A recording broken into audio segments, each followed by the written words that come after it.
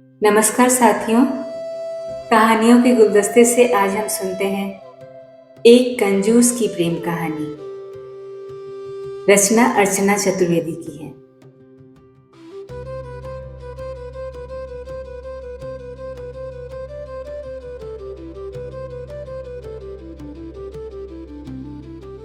तो आइए सुनते हैं एक कंजूस की प्रेम कहानी।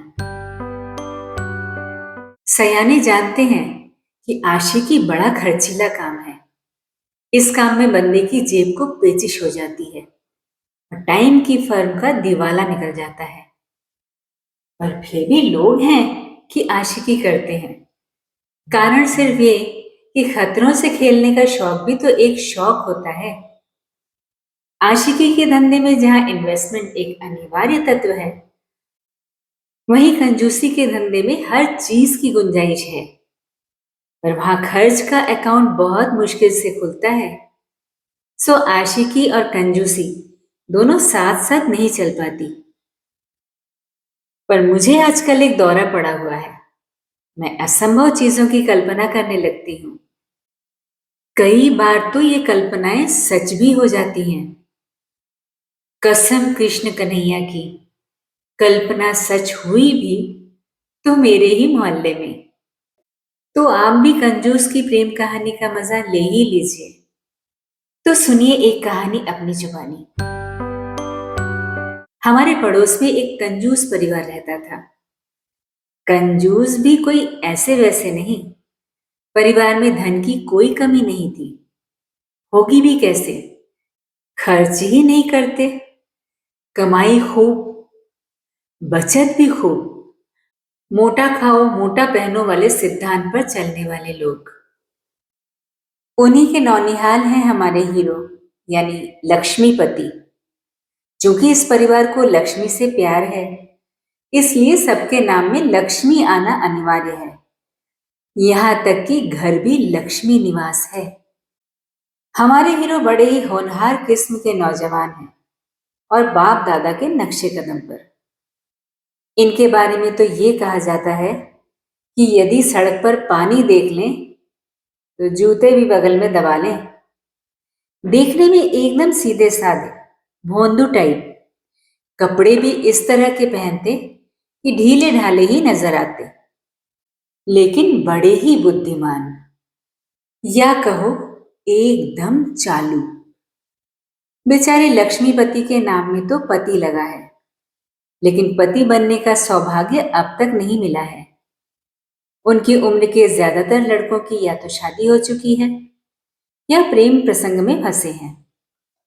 ऐसे में इन्हें भी लगा क्यों ना एक अदद गर्लफ्रेंड ही बनाई जाए।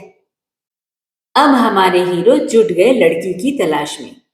कभी फेसबुक के जरिए, कभी किसी दोस्त के जरिए कई लड़कियां पटाने की कोशिश की, लेकिन कभी तो लड़की इनके नाम का मजाक बना देती, कभी इनकी सीधी सादी छवि निरख कर इन्हें भैया बना लेती, और यदि कभी कोई फंसी भी तो पहली ही मुलाकात में इनकी पोल खुल जाती और लड़की दोबारा मिलने का नाम न लेती।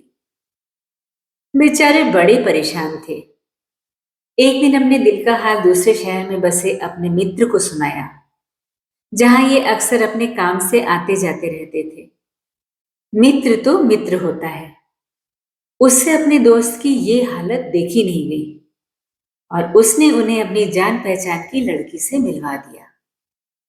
लड़की भी देखने में ठीक ठाक थी और दिल से सोचती थी और किसी अच्छे साथी की तलाश में थी। सो वो आसानी से पट गई। पहली मुलाकात चूंकि उसी मित्र ने स्पॉन्सर कर दी, सो मामला जम गया। 2-3 दिन खूब सैर सपाटे हुए।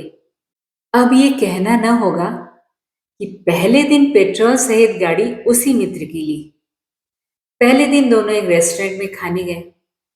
जब पैसे देने की बात आई तो प्रेमिका इंतजार में थी कि पैसे लक्ष्मीपति देंगे, पर उन्होंने जेबें टटोली और बोले, हे भगवान, मैं तो पर्स लाना ही भूल गया। प्रेमिका बोली, अरे परेशान क्यों होते हैं, मैं दे देती हूं ना। लड़की कमाती थी सो उसने बिल चुकता कर दिया। कहना ना होगा, हमारे लक्ष्मीपति जी 3 दिन शहर में रहे और तीनों दिन पर्स भूलना नहीं भूले। लड़की को पहली बार प्यार हुआ था, सो उसे महसूस भी नहीं हुआ कि ये हीरो के हथकंडे थे। जब दोनों जुदा हुए तो आंखों में आंसू थे। दोस्त के मन में भी लड्डू फूट रहे थे, इस उम्मीद में कि उसने बड़ा भला काम किया कि दो दिलों को मिलवा दिया। लक्ष्मीपति जी दोबारा आने का वादा करके चले गए। वो या तो मैसेज करते या फेसबुक पर चैट। अब कौन एसटीडी पर पैसे खर्च करे। प्रेमिका ही हर बार फोन करती। चूंकि प्यार अभी ताजा ताजा ही था, सो उसे बुरा नहीं लगा। अगली बार जब प्रेमी आए तो सारा खर्च प्रेमिका ने ही किया, उनके ठहरने खाने पीने से लेकर घूमने फिरने तक। प्यार में अंधी जो हो चुकी थी, लेकिन बंदा खुश कि चलो पैसे भी बचे और बंदी के साथ मौज मस्ती भी हो गई। इस तरह कुछ समय बीता। तभी प्रेमिका बीमार हो गई। वो फोन नहीं कर पाई, लेकिन वो बेचारी अपने प्रेमी के फोन का इंतजार जरूर कर रही थी। प्रेमी का मैसेज आया, कैसी हो? 2 दिन से फोन नहीं किया। प्रेमिका ने जवाब दिया, बीमार हूं।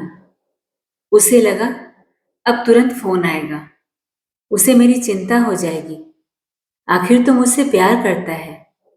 तभी फिर मैसेज आया, तुरंत फोन करो, मुझे तुम्हारी तबीयत पूछनी है, बहुत चिंता हो रही है। अब तो प्रेमिका के तन बदन में आग लग गई। एक तो तबीयत खराब, ऊपर से ऐसी हरकत। उसके दिमाग की बत्ती जल चुकी थी।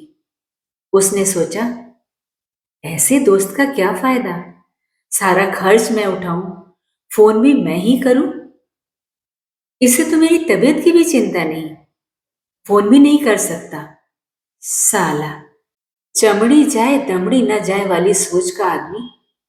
पैसे के अलावा किसी चीज से इसे प्यार नहीं, ये तो मुझे बर्बाद कर देगा। उस दिन से प्रेमिका ने उसके मैसेज का जवाब देना बंद कर दिया। फेसबुक पर भी नहीं आती, लेकिन पट्टे ने फिर भी फोन नहीं किया।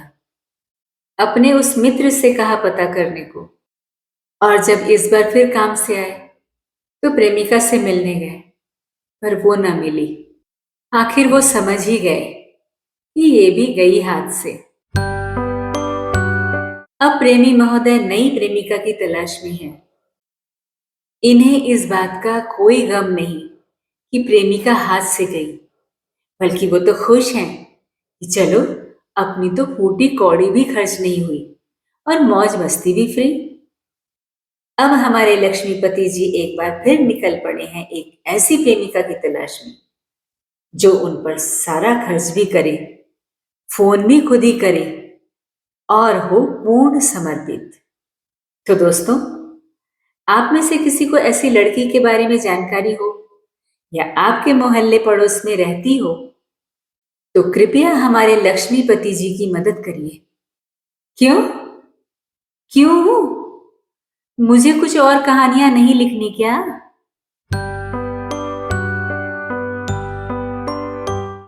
ये थी एक कंजूस की प्रेम कहानी। अर्चना चतुर्वेदी की रचना, जया भट्टाचार्य की आवाज में आप सुन रहे थे। क्या आपकी जानकारी में भी कोई कंजूस आशिक है क्या? ये कंजूसी कई तरह की होती है। आप अपना अनुभव हमें साझा कीजिएगा।